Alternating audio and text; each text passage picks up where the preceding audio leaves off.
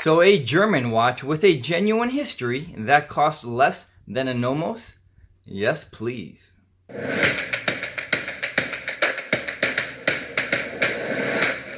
What's up, guys? It's your boy Rich here with Laco's newest model, the Cuxhaven.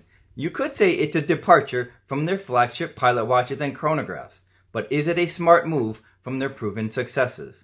Let's go take a closer look. Let's go. And here it is, Laco's Cuxhaven, their newest model in their lineup of Navy watches. And Laco is known for producing some extraordinarily well-made German pilot watches, and some would argue they make the best pilot watches. So the Navy represents Laco's latest entrance with the Navy-themed watches, and I think they did a really great job at creating a very clean and elegant timepiece. And Laco was going for two distinct looks with this watch. One was to create their 1940s pocket watch in a modern wristwatch, and secondly, to recreate the same type of watch or the same looking watch that crew members of the U-1 submarine wore. And I think Laco did a really great job at capturing just a very sporty yet clean and elegant looking watch. And there are a few elements of the Cuxhaven that caught my attention, and among them is this dial, and that's because it is an enamel dial. And enamel automatically gives off this really buttery smooth finishing that we can't get from a steel dial. I also really like these Arabic numerals done in lime green. That, along with the railroad minute circle, come together really nicely. And I think at the top of the list of what caught my attention are these thermally blued hour hand, minute hand, and seconds hand. And the seconds hand is done at the subdial at 6 o'clock. And the subdial has this sunburst effect here that contrasts really nicely against this buttery smooth enamel dial. And the Cuxhaven is in 42.5 millimeters, 50 millimeters from lug to lug, 13 millimeters tall, and with a 22 millimeter lug width.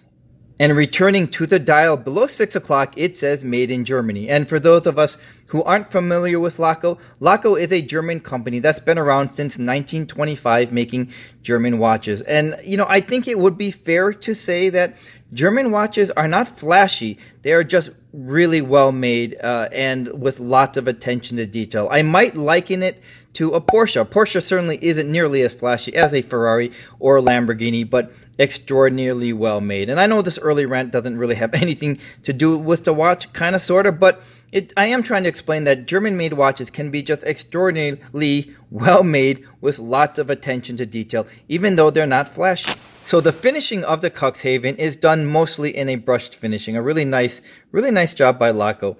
And there is their nice signed crown and an onion crown, one of my favorite types of crown.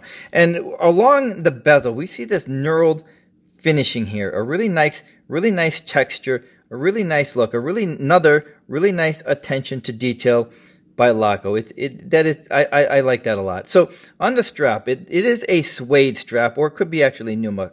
I actually think it's suede. When you brush it to one side, it sort of gives off that look that comes with suede. So, and there is their sign buckle. And if we turn the watch over, we had an early glimpse of the movement during my short rant. So look at this movement. What is this movement we're seeing? Well, to be consistent with their earlier watches, Laco wanted to create the same type of movement, which is a manually wound movement. And I am a really big fan of manually wound movements. And this is the ETA 6498. And you can tell that Laco did a really nice job modifying this, and they actually regulated this in-house. And they've added a lot of thermally blued screws and rubies. This is certainly not the basic manual wound one. They did a really nice job of adding some jewels here, really doing a nice job with the finishing. In fact, the whole entire plating is done in a perlage finishing. It is a very attractive movement. So the thermally blued screws that I mentioned are also the same type of thermally blued hands on the hour hand, minute hand, and seconds hand. So Laco did a really great job. This is a really great movement if you're into manually wound movements, and we do get 40 hours of power reserve. This version is in white, although it's more of, I would say, a creamy white, but they also have a version in black. I'd say this is a nice time for some wrist shots, and you know the drill. I'll be right back, and Mickey will keep you company. Oh.